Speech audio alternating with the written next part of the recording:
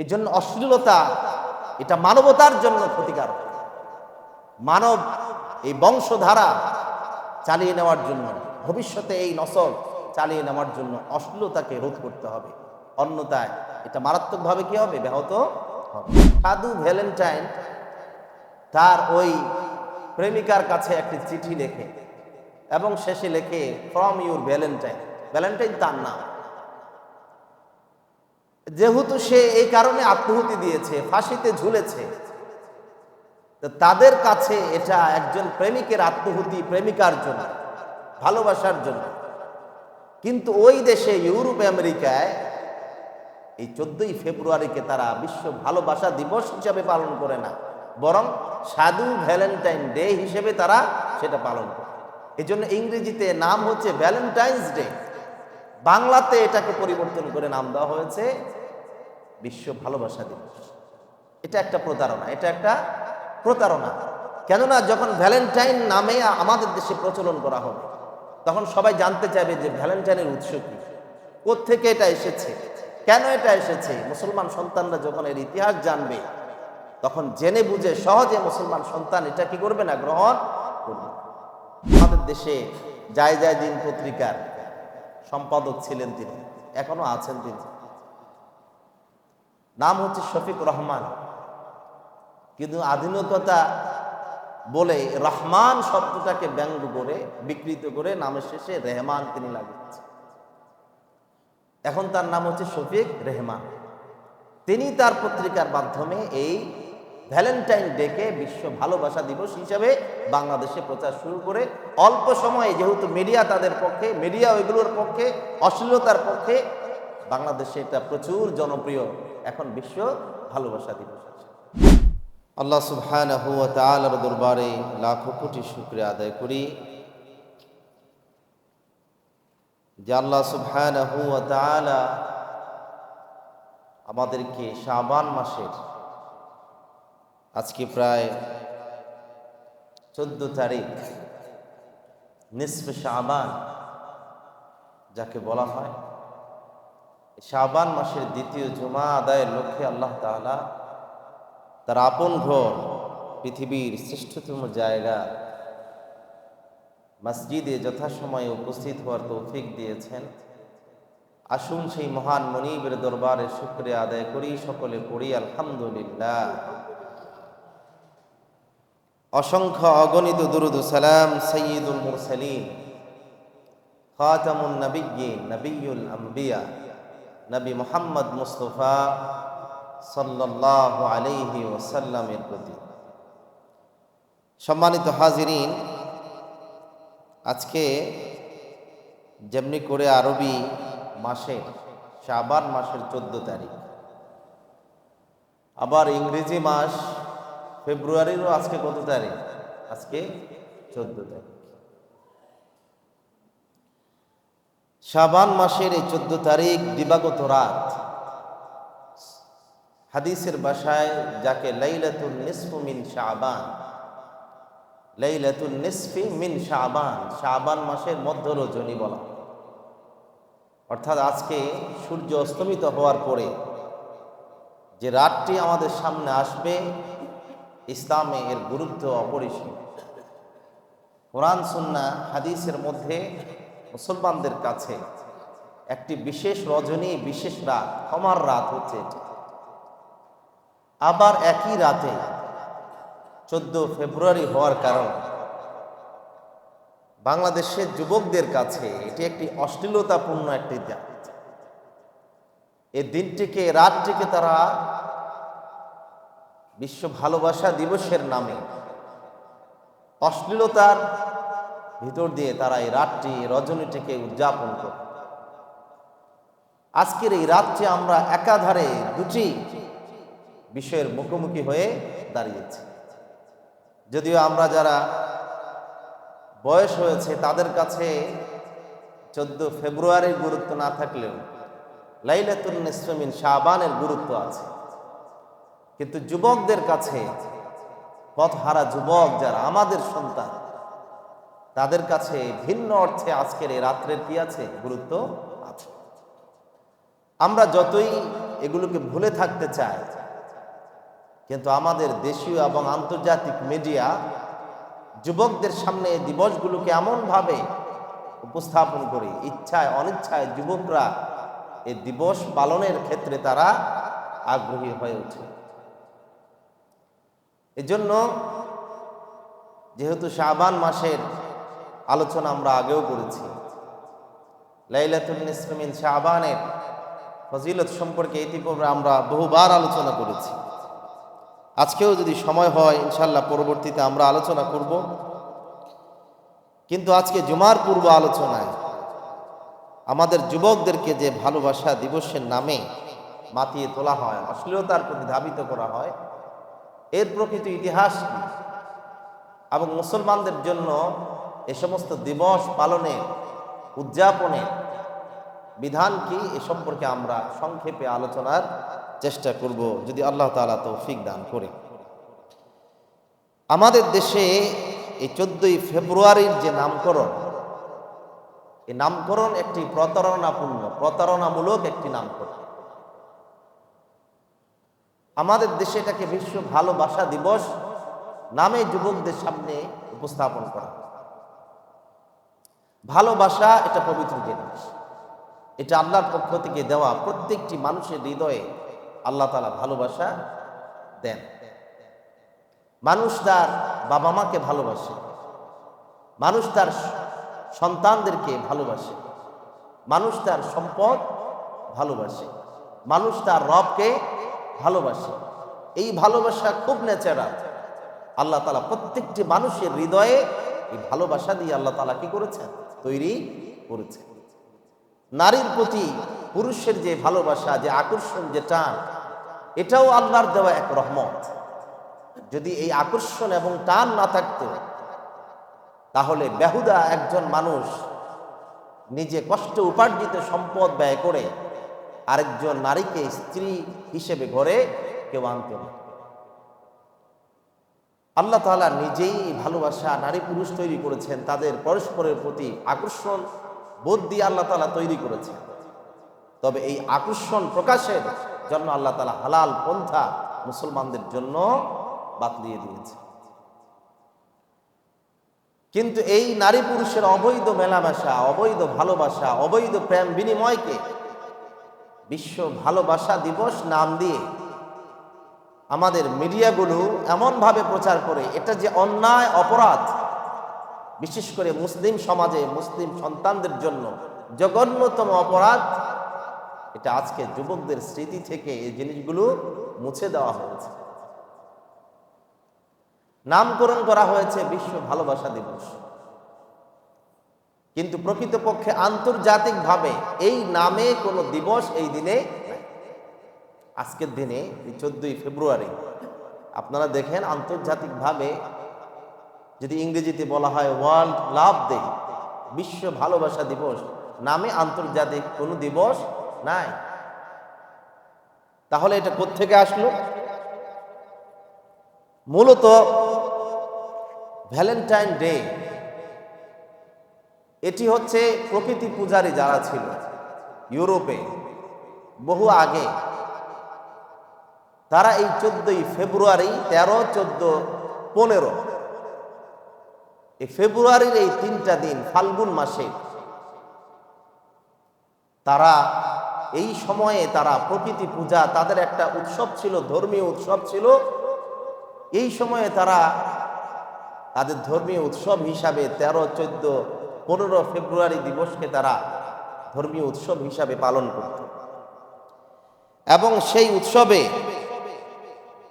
যেহেতু ইউরোপ আমেরিকাতে সেই সময়ে তাদের কাছে পর্দার বিধান ছিল না, ইসলামের এই সৌন্দর্য তাদের কাছে ছিল না, তারা অবাধ মেলামেশাতে বিশ্বাসী ছিল। এই দিবসগুলোতে তারা প্রচুর পরিমাণ মদ পান করত এবং তারা তাদের ইচ্ছে মতো নারীদেরকে বেছে নিত এবং অশ্লীলতার ভেতর দিয়ে এই দিবসগুলোকে তারা কি করত? উদযাপন করত। পরবর্তীতে এই তাদের এই ধর্মীয় দিবসটাই ভ্যালেন্টাইন নামক একজন সাধু ছিল সেখানে, তাকে রাষ্ট্র কর্তৃক তাকে ফাঁসিতে ঝুলানো হয়। কোনো কারণে। এবং তার এই ফাঁসির কারণ হিসাবে অনেকগুলো তথ্য পাওয়া যায়। এগুলো সত্য কোনটা মিথ্যা এগুলো আমাদের যাচাই বাছাইয়েরও কি নাই, প্রয়োজন নাই, কেননা মুসলমানদের সাথে এটার কোনো সম্পর্ক আসলে নাই। লুপারকেলিয়া নামক এই উৎসব প্রাচীন রোমানরা এই উৎসবটি তারা পালন করত, এবং এই উৎসবের কারণে ধীরে ধীরে দেখা যায় মানুষ আস্তে আস্তে করে খ্রিস্টান ধর্মের প্রতি তারা ধাবিত হতে লাগলো। তখন রোমানরাই এই উৎসবটা আস্তে আস্তে করে তারা সংকুচিত করার চেষ্টা করেছে। কিন্তু যেহেতু একটি ধর্মীয় উৎসব, যেমন আমাদের দেশে পহেলা বৈশাখ পালন করা হয়, আলেম ওলামারা যতই বলুক যে পহেলা বৈশাখ এটা ইসলামের সাথে মুসলমানদের সাথে এর কোনো কি নাই সম্পর্ক, তারপরও আমাদের দেশে এটা উদযাপন হয় কিনা, উদযাপন হয়। ঠিক তদ্রূপ সেখানেও এই দিবসটি উদযাপন হতে লাগলো। লুপারকেলিয়া উৎসব, উৎসবটির নাম ছিল লুপারকেলিয়া উৎসব। সেখানে তারা তাদের প্রথা অনুযায়ী সেখানে তারা ছাগল এবং দেখা যেত শূকর, এগুলো তারা তাদের দেব দেবীর নামে জবে করত, দেব দেবীর নামে বলি দিত। বলি দেওয়ার পরে ওগুলো চামড়া দিয়ে তারা তাদের গর্ভবতী অথবা নারীদেরকে তারা এগুলো চামড়া দিয়ে পিটাতো, আঘাত করত। তাদের ধর্মীয় বিশ্বাস ছিল এই সমস্ত প্রাণী যেগুলো দেবদেবীর নামে পূজা দেওয়া হয়েছে, বলি দেওয়া হয়েছে, ওগুলো চামড়া দিয়ে নারীদেরকে প্রহার করলে তাদের প্রজনন ক্ষমতা বৃদ্ধি পায়, যাদের বাচ্চা হয় না তাদের বাচ্চা হওয়ার সম্ভাবনা বেড়ে যায়। এটা তাদের ধর্মীয় বিশ্বাস। আমাদের দেশে আশপাশে যে সমস্ত ধর্ম আছে তাদের অনেক ধরনের কি আছে, বিশ্বাস আছে। কেউ কেউ বলেন এই ভ্যালেন্টাইন খ্রিস্ট ধর্ম গ্রহণ করায়, সাধু ভ্যালেন্টাইন তিনি যখন খ্রিস্ট ধর্ম গ্রহণ করেন তার ধর্ম ত্যাগ করে, এই ধর্ম ত্যাগের কারণে তাকে ফাঁসিতে ঝুলানো হয়, তাকে জেলে বন্দি করা হয়। এবং জেলে বন্দি করার পরে উনি একজন জেল কর্মকর্তার মেয়ের সাথে তার সম্পর্ক তৈরি হয়, অবৈধ সম্পর্ক তৈরি হয়। সম্পর্কের কারণে পরবর্তীতে তাকে ফাঁসিতে ঝুলানো হয়। এবং ফাঁসিতে ঝুলানোর আগে এই সাধু ভ্যালেন্টাইন তার ওই প্রেমিকার কাছে একটি চিঠি লেখে এবং শেষে লেখে ফ্রম ইউর ভ্যালেন্টাইন। ভ্যালেন্টাইন তার নাম। যেহেতু সে এই কারণে আত্মহুতি দিয়েছে, ফাঁসিতে ঝুলেছে, তাদের কাছে এটা একজন প্রেমিকের আত্মহুতি, প্রেমিকার জন্য, ভালোবাসার জন্য। কিন্তু ওই দেশে ইউরোপ আমেরিকায় এই 14ই ফেব্রুয়ারিকে তারা বিশ্ব ভালোবাসা দিবস হিসাবে পালন করে না, বরং সাধু ভ্যালেন্টাইন ডে হিসেবে তারা সেটা পালন করে। এই জন্য ইংরেজিতে নাম হচ্ছে ভ্যালেন্টাইন্স ডে, বাংলাতে এটাকে পরিবর্তন করে নাম দেওয়া হয়েছে বিশ্ব ভালোবাসা দিবস। এটা একটা প্রতারণা, এটা একটা প্রতারণা। কেননা যখন ভ্যালেন্টাইন নামে আমাদের দেশে প্রচলন করা হবে তখন সবাই জানতে চাইবে যে ভ্যালেন্টাইনের উৎস কি, কোত্থেকে এটা এসেছে, কেন এটা এসেছে। মুসলমান সন্তানরা যখন এর ইতিহাস জানবে তখন জেনে বুঝে সহজে মুসলমান সন্তান এটা কি করবে না, গ্রহণ করবে। আমাদের দেশে জায়জায়দিন পত্রিকার সম্পাদক ছিলেন তিনি, এখনো আছেন তিনি, নাম হচ্ছে শফিক রহমান। কিন্তু আধুনিকতা বলে রহমান শব্দটাকে ব্যঙ্গ করে বিকৃত করে নামের শেষে রেহমান তিনি লাগিয়েছেন। এখন তার নাম হচ্ছে শফিক রেহমান। তিনি তার পত্রিকার মাধ্যমে এই ভ্যালেন্টাইন ডেকে বিশ্ব ভালোবাসা দিবস হিসাবে বাংলাদেশে প্রচার শুরু করে অল্প সময়ে, যেহেতু মিডিয়া তাদের পক্ষে, মিডিয়া ওইগুলোর পক্ষে, অশ্লীলতার পক্ষে, বাংলাদেশে এটা প্রচুর জনপ্রিয় এখন বিশ্ব ভালোবাসা দিবস। সম্মানিত হাজিরিন, আমরা দেখলাম যে মূলত এই দিবসটির যে সম্পর্ক, এটি একটি প্যাগানিজম বা প্রকৃতি পূজারী যারা, তাদের একটি ধর্মীয় উৎসব।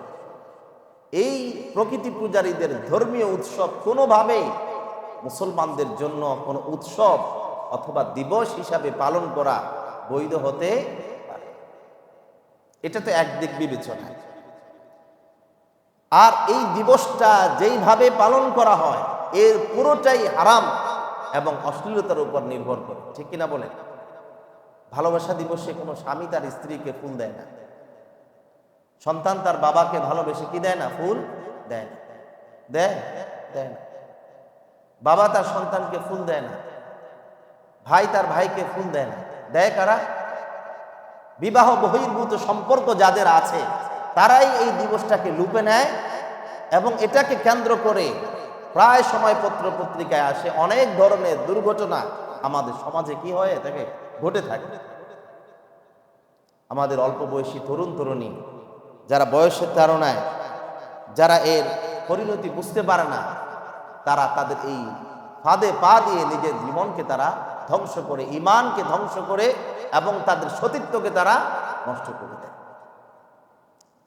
কিন্তু আমরা যারা আছি, আমরা যদি আমাদের যুবকদেরকে অশ্লীলতা থেকে যদি আমরা রক্ষা করতে না পারি, তাহলে আলটিমেট ক্ষতি কি আমাদের নাকি শুধু যুবকদের? সবার এই ক্ষতি বহন করতে হবে। সম্মানিত ভাইরা আমার, আল্লাহ রাব্বুল আলামিন বলেন, ওয়াত্তাকু ফিতনাতাল লা তুসিবান্নাল্লাযীনা যালামু মিনকুম খাসসা ওয়া'লামু আন্নাল্লাহা শাদীদুল ইকাব। আজকে যে যুবকরা বিপথে চলে যায় ভালোবাসার নাম দিয়ে, সমস্ত বিনোদন কেন্দ্রগুলোতে অবৈধ সম্পর্কের মেলামেশা ছড়াছড়ি যে ছড়িয়ে পড়ে, সেখানে মদ নেশার ছড়াছড়ি, সমাজের ভালো মানুষ যারা আছে তারা যদি তাদেরকে কাজ থেকে বাধা না দেয়, আল্লাহর শাস্তি শুধু তাদের উপরে আসবে না, বরং গোটা সমাজের উপরে আল্লাহর শাস্তি অবধারিত হয়ে যায়। অশ্লীলতা এত মারাত্মক একটি অপরাধ, অশ্লীলতা আল্লাহর কাছে এত ঘৃণিত অপরাধ। আল্লাহ তাআলা অশ্লীলতা করতে নিষেধ করে নাই, বরং অশ্লীলতার ধারে কাছে যেতে আল্লাহ তাআলা নিষেধ করেছে। অশ্লীলতা করো না এটা বলে নাই, লা তাকরাবুজ জিনা। যেই জিনিস তোমাকে জিনার প্রতি ধাবিত করে এটাও তোমার জন্য হারাম। একজনের সাথে আপনার কথা বলা হালাল, কিন্তু আপনি যদি বুঝতে পারেন যে তার সাথে কথা বললে এই কথার কারণে আস্তে আস্তে আপনি জিনার দিকে ধাবিত হবেন, তাহলে তার সাথে কথা বলাও আপনার জন্য কি? হারাম।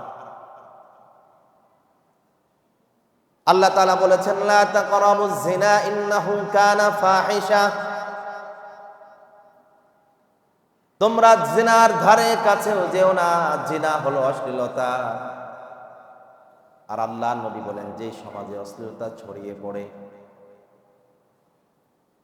সমাজে ব্যাপকভাবে অশ্লীলতা যেই সমাজে ছড়িয়ে পড়ে, শুধু অশ্লীলতা ছড়ায় না, বরং হাত্তা ইউলিনু বিহা, প্রকাশ্যে সবাই অশ্লীল কাজ করে, কেউ কিছু বলে না, কেউ কিছু বলে না। বর্তমানে আমরা এত সভ্য, এত ভদ্র মানুষ, আমরা আমাদের চোখের সামনে আমাদের সন্তানরা ব্যভিচারে লিপ্ত হয়, অশ্লীল কাজ করে, নারীর হাত ধরে চলে যায়। আমরা এত ভদ্র, কাউকে কিছু বলি না, ঠিক কিনা বলেন? কাউকে কিছু আমরা বলি না, আমরা খুব ভদ্র। একটি সময় যুবকরাই সাহস করার কোনো কল্পনাও তারা করত না যে মুরব্বীদের সামনে মুসলমান সমাজে তারা এটা করবে, আর আমাদের চোখের সামনে তারা ছেলে মেয়ে অবৈধ বসে থাকবে, আর আমরা টুপিটাপি মাথায় দিয়ে মাথা নিচু করে লজ্জা পেয়ে, নিজে লজ্জা পেয়ে চলে যাই। তাদেরকে টু শব্দ করা সামাজিকভাবে এমনভাবে এটাকে বৈধ করে দেওয়া হয়েছে যে তাদেরকে কিছু বলা যাবে। আপনারা পত্র পত্রিকা মিডিয়াগুলো দেখেন, প্রশ্ন উত্তরের নামে মিডিয়াতে ওপেন লাইভে তারা প্রশ্ন করছে। সে প্রশ্নগুলোতে তারা ওপেন বলছে যে আমার একজন অমুকের সাথে সম্পর্ক ছিল, তার সাথে আমার বিবাহের আগে এত বছর সম্পর্ক, এত বছর আমাদের ফিজিক্যাল রিলেশন হচ্ছে, এখন সে আমাকে ছেড়ে চলে যাচ্ছে, এখন আমি খুব ডিপ্রেশনে আছি, আমাকে পরামর্শ দেন আমি কি করব। টেলিভিশনে বসে লাইভে মুসলিম সমাজে এ প্রশ্ন করছে, আর যিনি জবাব দিবেন সঞ্চালক আছে, তারা খুঁটিয়ে খুঁটিয়ে বের করে, তুমি আরো স্পষ্ট করে বলো, তোমাদের কয়দিন সম্পর্ক ছিল, কয়দিন তোমরা রাত্রি যাপন করেছো, কিভাবে তোমরা গিয়েছো। সামান্যতম লজ্জাবোধ মুসলিম সমাজ থেকে উঠে গিয়েছে। কেমন করে লাইভে এসে প্রশ্ন করতে পারে? কেউ কি আজ পর্যন্ত বলেছে? বলেন।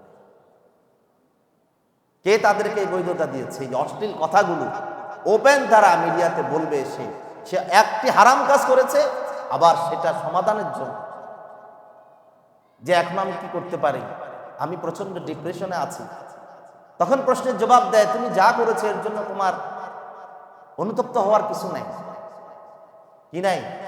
মানে সে যা করেছে এর জন্য তোমাকে অনুতপ্ত হতে হবে না, তুমি বরং তাকে ধিক্কার জানাও, সে তোমার সাথে প্রতারণা করেছে।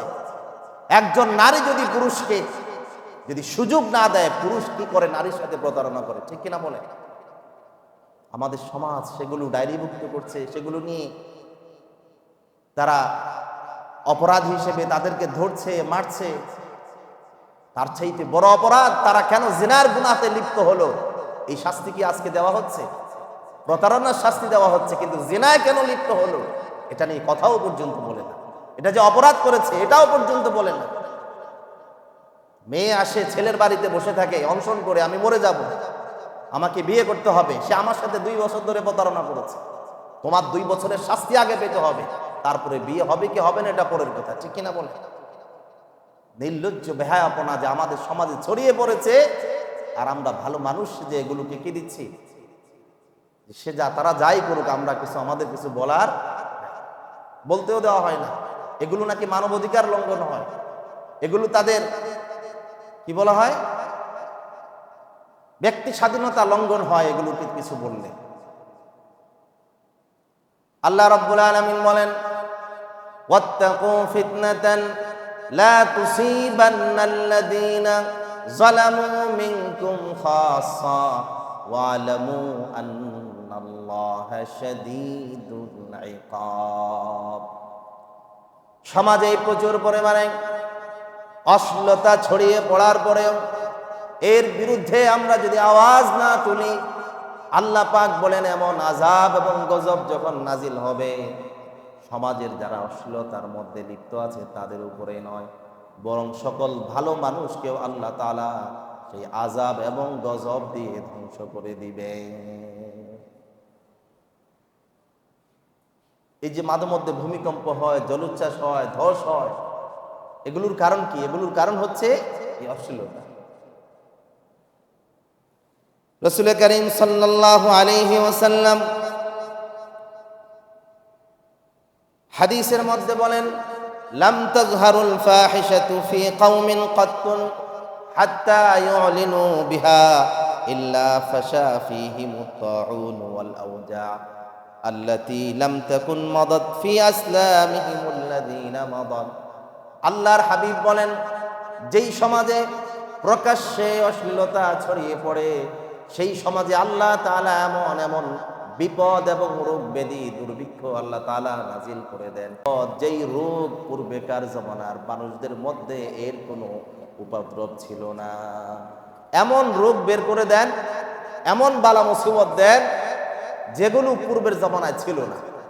নতুন নতুন রোগে অশ্লীলতার কারণে আল্লাহ তাআলা সমাজের মধ্যে এই রোগ কি করে দেন? ছড়িয়ে। সম্মানিত ভাইরা আমার, শয়তান মুসলমানদের, মানব জাতিকে সর্বপ্রথম যে গুনাহের মধ্যে লিপ্ত করেছে সেটা হচ্ছে মুসলমানদেরকে লজ্জিত করেছে, মুসলমানদেরকে বিবস্ত্র করেছে। আমাদের আদি পিতা আদম এবং হাওয়া আলাইহিস সালাতু ওয়াস সালামকে সর্বপ্রথম বিবস্ত্র করেছে কে?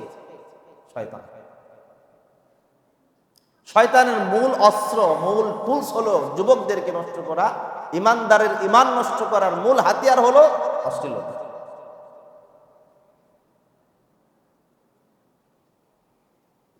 সম্মানিত ভাইরা আমার, আল্লাহ তাআলা কুরআনুল কারীমে বলেন, ومن يبتغ غير الإسلام دينا فلن يقبل منه وهو في الآخرة من الخاسرين। যেটার সাথে ইসলামের ন্যূনতম সম্পর্ক নাই, যে দিবসের সাথে মুসলমানদের ন্যূনতম সম্পর্ক নাই, সেই দিবসটাকে আজকে মুসলিম সমাজে এমনভাবে ছড়িয়ে দেওয়া হয়েছে যেন এটা তাদের একটি ধর্মীয় দায়িত্ব এবং সামাজিক দায়িত্ব হয়ে দাঁড়িয়েছে। ঠিক কিনা বলেন? আজকে অনেকে উপেক্ষা করলো, এটা উপেক্ষা করতে পারবেন না। হয়তো আপনার স্ত্রী বলবে আজকের দিনটা কি একটু বলেন না, ঠিক কিনা? সারাদিন হয়তো আপনি খেয়াল করেন নাই, সন্ধ্যাবেলায় টেলিভিশন পত্র পত্রিকা সবাইকে দেখে সন্ধ্যাবেলা হয়তো আপনার স্ত্রী আপনাকে জিজ্ঞেস করবে যে আজকের দিনটা কি, এটা তো হয়তো তুমি ভুলে গিয়েছো। বুড়ো বয়সেও তার মন চাইবে, কেননা সে দেখতেছে এগুলো টেলিভিশনে দেখাচ্ছে। বাধ্য হয়ে আপনাকে ওই কাজে কি হবে? লিপ্ত হতে হবে। কিন্তু আল্লাহ তাআলা বলেছেন ওয়ামাই ইয়াবতাগি গায়রাল ইসলামি দীনা, ইসলাম ছাড়া অন্য কোন জীবন ব্যবস্থাকে কেউ নিজের অংশ বানিয়ে নিলে, নিজের ধর্ম বানিয়ে নিলে আল্লাহ তাআলা সেটা গ্রহণ করবে। আবার আল্লাহ রাব্বুল আলামিন বলেন ইয়া আইয়ুহাল্লাযীনা আমানু ইন তুতিউল্লাযীনা কাফারু ইয়ারুদ্দুকুম আলা আকাবিকুম ফাতানকালিবু খাসিরিন। আল্লাহ রাব্বুল আলামিন বলেন ঈমানদারদেরকে ডেকে ইয়া আইয়ুহাল্লাযীনা আমানু, ওহে ঈমানদারেরা, ইন তুতিউল্লাযীনা কাফারু, যদি তোমরা কাফেরদেরকে অনুসরণ করো, ইয়ারুদ্দুকুম আলা আকাবিকুম, তারা তোমাদেরকে তোমাদের পিছনের দিকে নিয়ে যাবে, ফাতানকালিবু খাসিরিন, তখন তোমরা ক্ষতিগ্রস্ত হয়ে যাবে, তখন তোমরা ক্ষতিগ্রস্ত এবং ক্ষতির মধ্যে তোমরা নিমজ্জিত হয়ে যাবে। কাফেরদেরকে আমরা এখন মডেল মনে করি। কি মনে করি? মানবিকতার ক্ষেত্রে, মানবতার জন্য, উন্নয়নের জন্য, সব কিছুর জন্য আমরা কাফেরদেরকে মডেল মনে করি। কিন্তু আল্লাহ তাআলা বলেন যদি কাফেরদেরকে তোমরা অনুসরণ করো, ইয়ারুদ্দুকুম আলা আকাবিকুম, কাফেররা তোমাদেরকে, তোমরা ইসলাম গ্রহণ করে যতটুকু জান্নাতের পথে অগ্রসর হয়েছে, মানবিকতার পথে অগ্রসর হয়েছে, যতটুকু তোমরা সামনে এগিয়েছো, কাফেররা তোমাদেরকে আবার সেই পেছনে নিয়ে যাবে। দেখেন আমাদের আগের পূর্বপুরুষ যারা ছিল তারা ধুতি পরত, তার আগে কি পরতো আল্লাহই জানে। এখন কাফেরদেরকে অনুসরণ করার কারণে দিন দিন আমাদের দেশের নারী পুরুষের পোশাক কি ছোট হচ্ছে না বড় হচ্ছে? কথা বলে মনে হয় যে তাদের টাকা পয়সা নাই কাপড় কেনার জন্য। এখন আমাদের দেশে শহরগুলোতে চললে, আপনি কি বাংলাদেশে আছেন না কোন দেশে আছেন এগুলো এখন আর বোঝা যায়। একটা সময় মানুষ লজ্জা পেত, এখন আর লজ্জা নাই। লজ্জা আপনাকে পেত, আপনাকে চোখটা নিচে নামিয়ে চলতে হয়। তাদের আর কোনো লজ্জা নাই। কেমন করে মুসলিম ঘরের সন্তান, কোন বাবা মায়ের সন্তান তারা, এইভাবে নির্লজ্জের মতো তারা বেরিয়ে যায়। কিছু বললে বলবে আমাদের ড্রেস কোড নিয়ে আপনাকে কথা বলতে বলেছে। আমরা কেউ কথা বলবো না যদি আপনি নিজেকে মুসলমান দাবি না করেন। মুসলিম দাবি করলে অবশ্যই মুসলমানদের ড্রেস কোড আমাদেরকে কি করতে হবে? ফলো করতে হবে। খুব সুন্দর কথা যে আমার ব্যক্তি স্বাধীনতায় হস্তক্ষেপের অধিকার কে দিয়েছে? আমার পোশাক নিয়ে কথা বলার অধিকার আপনাকে কে দিয়েছে? পোশাক নিয়ে কথা বলবে না কেন? যেহেতু আপনি দাবি করেন আপনি মুসলমান, আপনার জন্য হাজারো মানুষের ঈমান নষ্ট হচ্ছে, এজন্য আমাদেরকে কথা বলতেই হবে। একজন নারীর কারণে কতজন পুরুষ জিনার গুনাতে লিপ্ত হচ্ছে, ঠিক না বলে?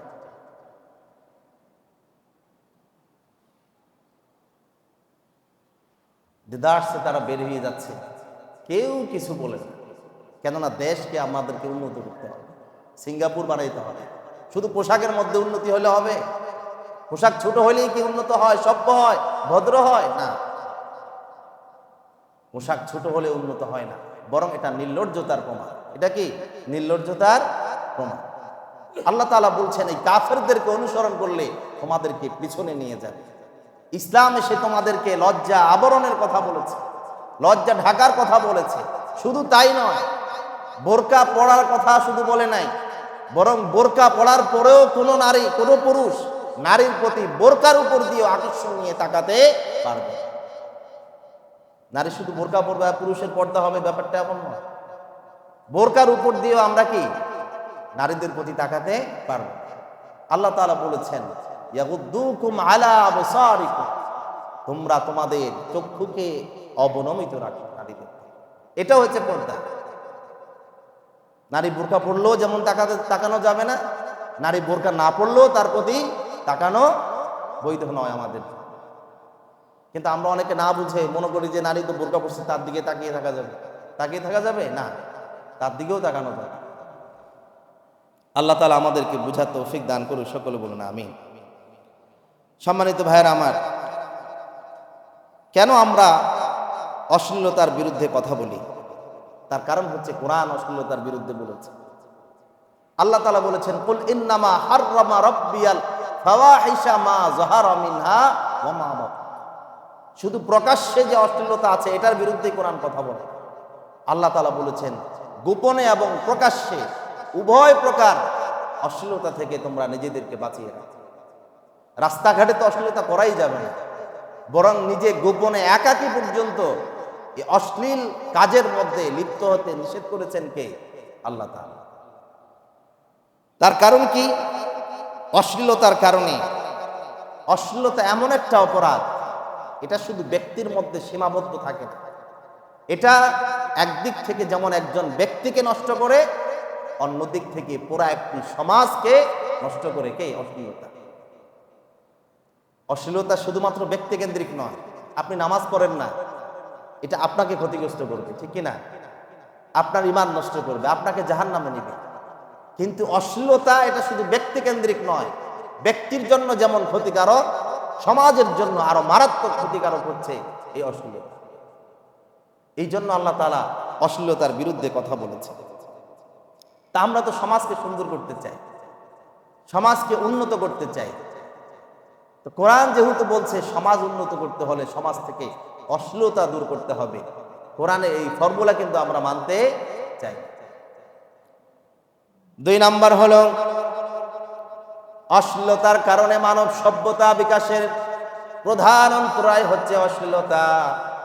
বান্দা যখন অন্যায় ভাবে, যখন তার এই দৈবিক চাহিদা চরিতার্থ করার যখন সুযোগ পায়, তখন সমাজের যুবকরা বিবাহের প্রতি তারা আগ্রহ হারিয়ে ফেলে। এই জন্য শহরে এখন অনেক মানুষ পাওয়া যায় 40 বছর 50 বছর, নারীর বয়সও 40, পুরুষের বয়স 50, তারা বিয়ে করে না। তারা কি করে না? বিয়ে করে না। এটাকে বিরক্ত মনে হয় তাদের কাছে। আর এই বিয়ে না করার এই প্রবণতা যদি মানুষের মধ্যে তৈরি হয়, তখন মানব সভ্যতার যে ধারা আছে এটা ব্যাহত হবে। এটা কি হবে? এটা ব্যাহত হবে। এই জন্য উন্নত কান্ট্রিগুলোতে দেখেন মানুষের জন্য তারা এখন হাহাকার করছে, সন্তান হলে তাদেরকে ভাতা দেওয়া হচ্ছে। আমাদের দেশেও যদি অশ্লীলতা ছড়িয়ে পড়ে একটা সময়, তখন যুবকরা বিয়ের প্রতি তারা আগ্রহ হারিয়ে ফেলবে। তখন সরকারকে এই সন্তান নেওয়ার জন্য ভাতা দিতে হবে নতুন। এই জন্য অশ্লীলতা এটা মানবতার জন্য ক্ষতিকারক। মানব এই বংশধারা চালিয়ে নেওয়ার জন্য, ভবিষ্যতে এই নসল চালিয়ে নেওয়ার জন্য অশ্লীলতাকে রোধ করতে হবে, অন্যথায় এটা মারাত্মকভাবে কি হবে? ব্যাহত হবে। 3 নম্বর হলো অশ্লীলতার কারণে আল্লাহর আযাব এবং গজব বান্দার প্রতি নাজিল। এই যে আমাদের সমাজে দিন দিন দ্রব্যমূল্যের দাম বৃদ্ধি পাচ্ছে, আমরা বলি যে এটা হচ্ছে অর্থনৈতিক কারসাজি, ব্যবসায়ীদের কারসাজি। ব্যবসায়ীদের কারসাজি সেখানে থাকতে পারে, অর্থনৈতিক অনেক ব্যাপার স্যাপার থাকতে পারে, কিন্তু সর্বপ্রথম দ্রব্যমূল্য ঊর্ধ্বগতির কারণ হচ্ছে সমাজে অশ্লীলতা ব্যাপকভাবে বেরিয়ে যায়। সমাজে যখন অশ্লীলতা, অন্যায়, অপরাধ ব্যাপকভাবে বেড়ে যায়, তখন আল্লাহ তাআলা এই দ্রব্যমূল্যের ঊর্ধ্বগতি দিয়ে সেই সমাজের মানুষদেরকে আযাব দেন, কষ্ট। সম্মানিত ভাইয়েরা আমার, সমাজে যখন অশ্লীলতা বেড়ে যায়, তখন সেই সমাজের যুব সমাজগুলো আর নৈতিকতার উপরে তারা টেকে থাকে না। যেই সমাজ, যেই সন্তান অশ্লীলতার মধ্যে লিপ্ত হয়ে যায়, সে তখন বাবার কথাও শুনে না, মায়ের কথাও শুনে না, সমাজের কারো কথা তারা মানতে চায় না। এমন ভাবে তাদেরকে মাতাল করে ফেলে, সব কিছুকে উপেক্ষা করে তারা অশ্লীলতাকে তারা তাদের জীবনে প্রাধান্য দেয়। ঠিক কিনা? অনেক আছে। আমাকেও ফোন দিয়ে মেসেঞ্জারে বিভিন্ন সময় বলে, হুজুর আমি অমুককে ছাড়া চলতে পারবো না, আমি আবার অবৈধ কাজও করতে চাই না, হালাল উপায় আমার কি করা যায়, পরামর্শ দেওয়ার জন্য। যেই বাবা মা তোমাকে এত কষ্ট করে লালন পালন করেছে, আজকে সেই বাবা মাকে উপেক্ষা করে গোপনে বিয়ে করে সে হালাল উপায়ে তার এই সম্পর্ক বৈধ করতে চায়। বাবাকে ছাড়তে পারবে, মাকে ছাড়তে পারবে, কিন্তু তার অবৈধ সম্পর্ক যার সাথে হয়েছে তাকে সে ছাড়তে পারবে। কিন্তু দেখা যায় অবৈধ সম্পর্ক করে যারা বিয়ের মধ্যে বসে 1 বছর 2 বছর যেতে না যেতেই তাদের মারামারি শুরু হয় কিনা? মারামারি শুরু। এর কারণ কি? আমার সন্তানকে তো আমি আগে বাধা দেই। এই কারণে অনেক যুবক জীবনে যেটা সে করতো না সেটা সে করছে। একটি সময় সে নেশার মধ্যে লিপ্ত হয়, খারাপ বন্ধুদের আড্ডায় চলে যায়, এমন করতে করতে গোটা জুড়ো সমাজ নষ্ট হয়ে যায়। ঠিক কিনা বলেন? প্রত্যেকদিন মাঝে মাঝে আমি যখন বৃহস্পতিবারে বাড়ি থেকে আসি, বাসের মধ্যে জায়গা পাওয়া যায় না যুবক যুবতীদের কাছে, এবং বয়স দেখে বোঝা যায় যে তাদের কারোই বৈবাহিক সম্পর্ক নাই। অবাধে মেলামেশা, একসাথে বসছে, হাসি ঠাট্টা করতেছে, তারা এখানে আসবে, হোটেলে থাকবে। গতবার যাওয়ার সময় পুলিশ একটা ছেলে আর একটা মেয়েকে ধরছে। তারা 1 মাস ধরে কক্সবাজার এসে তারা বিভিন্ন জায়গায় ঘুরতেছে। বললো যে কি হয় তোমার? বলে যে আমার বন্ধু। একটা বাবার মেয়ের বিয়ে হয় না আরেকটা সন্তানের সাথে, 1 মাস যাবত তারা ঘরের বাহিরে এখানে বিভিন্ন জায়গায় ঘোরাঘুরি করতেছে। তাহলে তাদের সম্পর্কটা কোথায় গিয়ে দাঁড়িয়েছে চিন্তা করে। এবং এই যুবক যুবতী তারা তাদের জীবনে কি কি করতে পারে এখান থেকে আমরা বুঝতে পারি। কিন্তু কেউ তাদেরকে কিছু বলে না, পুলিশও কিছু বলে না, পরে ছেড়ে দিয়েছে তাদের। কেননা বিবাহিতদেরকে অনেক সময় তাদের কাছে কাবিননামা চাওয়া হয়, তাদের কাছে কোনো কাবিননামাও চাওয়া হয়। এই ধ্যান ধারণা কিভাবে আমাদের সমাজে জন্ম হলো, কিভাবে এই ধ্যান ধারণা আমাদের সমাজে তৈরি হলো? স্কুল ড্রেস নিয়ে স্কুল টাইমে, মাদ্রাসার টাইমে তারা বিভিন্ন পার্কে বিভিন্ন জায়গায় ঘোরাঘুরি করছে, ওপেন আইন শৃঙ্খলা বাহিনীর সামনে, তাদেরকে কিছুই বলা হয়। তাহলে বোঝা যায় যে আমরা অশ্লীলতাকে এক প্রকার লাইসেন্স দিয়ে দিয়েছি। আল্লাহ তাআলা আমাদেরকে হেফাজত করুক, সকলে বলুন আমিন। সম্মানিত ভাইয়েরা আমার, অশ্লীলতার কারণে সমাজে দরিদ্রতা বেড়ে যায়। আল্লাহ তাআলা বলেন, আশ-শাইতানু ইয়াইদুকুমুল ফাকরা ওয়া ইয়া'মুরুকুম বিল ফাহশা। শয়তানের কাজ হচ্ছে 2টা। একটা হচ্ছে মানুষকে দরিদ্রতার ভয় দেখানো, আর আরেকটা হচ্ছে শয়তান সব সময় মানুষকে অশ্লীল কাজের প্রতি মানুষদেরকে আদেশ করে। ওয়াল্লাহু ইয়াইদুকুম মাগফিরাতাম মিনহু ওয়া ফাদলান ওয়াল্লাহু ওয়াসিউন আলিম। আর আল্লাহর কোন বান্দা যত অশ্লীল কাজে লিপ্ত হোক, যখন সে সেখান থেকে ফিরে আসতে চায়, সে যদি চোখের পানি ছেড়ে দিয়ে আল্লাহর কাছে তাওবা করে, সঙ্গে সঙ্গে আল্লাহ রাব্বুল আলামিন যুবকের জীবনের সমস্ত গুনাহগুলো মাফ করে দিয়ে আল্লাহর খাঁটি বান্দা হিসেবে আল্লাহ তাআলা কবুল করে নেয়।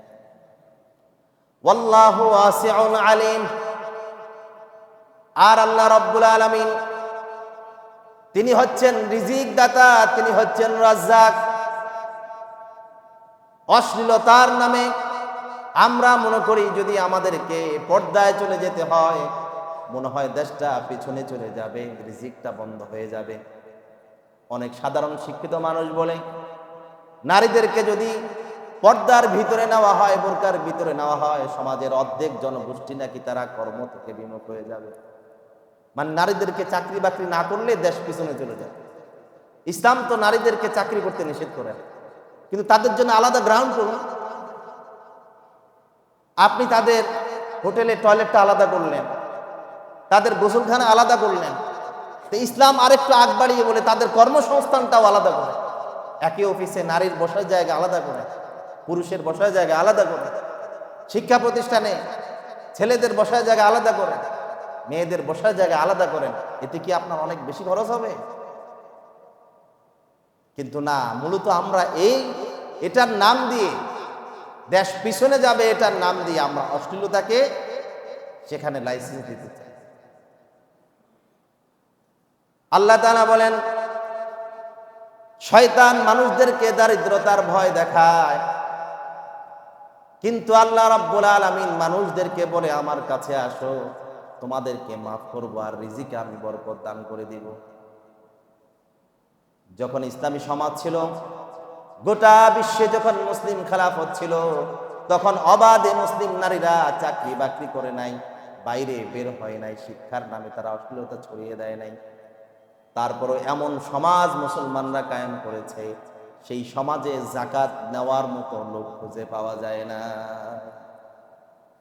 সপ্তাহের পর সপ্তাহ, দিনের পর দিন যাকাতের টাকা নিয়ে রাস্তায় রাস্তায় ঘুরেছে, যাকাত নেওয়ার মতো একজন লোক পাওয়া যায় না।